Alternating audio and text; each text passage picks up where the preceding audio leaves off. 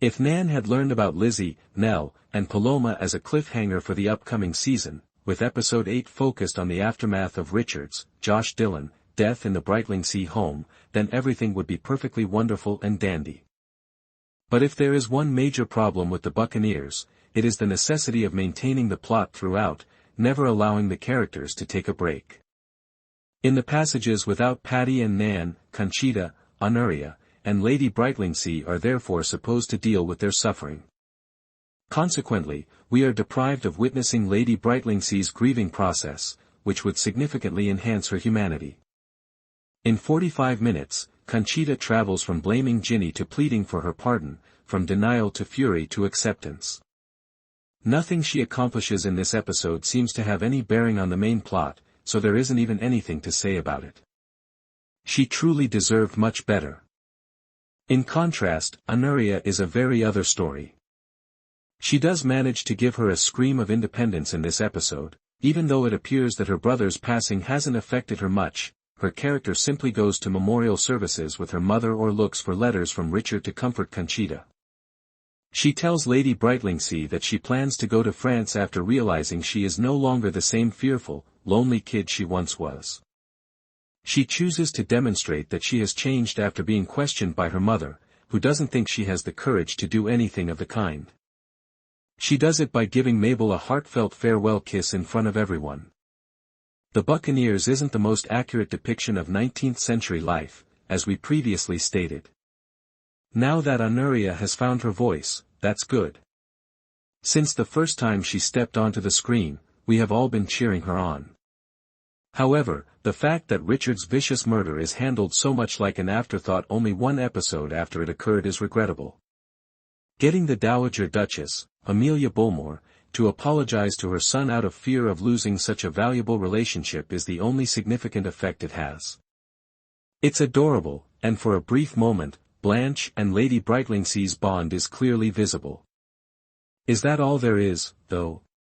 After only one episode, is everything resolved now that Conchita is no longer in grief and traveling to France with Honoria? All Rise doesn't give us many reasons to think it will be any different, but we can only hope it won't. Indeed, The Buccaneers Season 2, Episode 7 opens with a street. Vincent needledrop. Nan travels to her hometown to support her mother at the aforementioned divorce trial while the stunning New York plays on our TVs.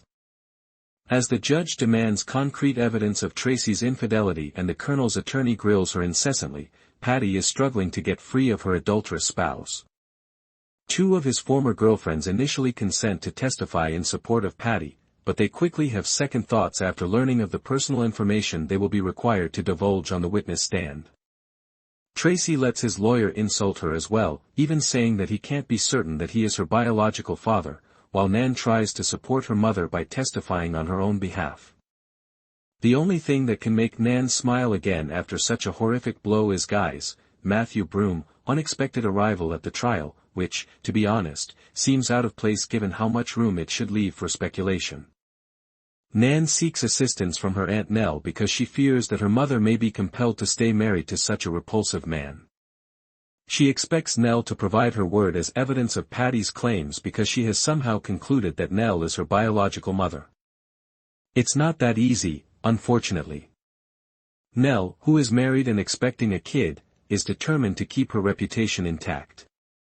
So, fearing that her husband will desert her and label her unborn kid the child of a slut, she initially declines. Furthermore, Patti doesn't seem particularly receptive to the notion of revealing her sister in such a way. But in the end, Nell confides in her husband and chooses to testify. And she brings receipts to the stand, boy, oh, boy. And we literally mean that. Nell has not only preserved the letters she received from Tracy during their relationship, but she has also preserved hotel slips and checks that prove their whole affair.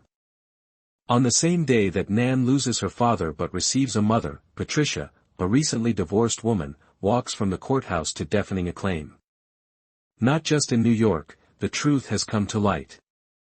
Nan discovers that Lizzie, Aubrey Ibrag, and Theo, Guy Remmers, may be more than just pals after returning to London and discovering the match to the single earring she purchased at Tintagel. The woman opens the door and identifies herself as Guy's spouse while she is still in shock at the discovery. The sequence in which Paloma, Grace Ambrose, looked at a wedding ring in the episode turned out to indicate that she and Guy had drunkenly eloped during their night together, rather than that she was already married.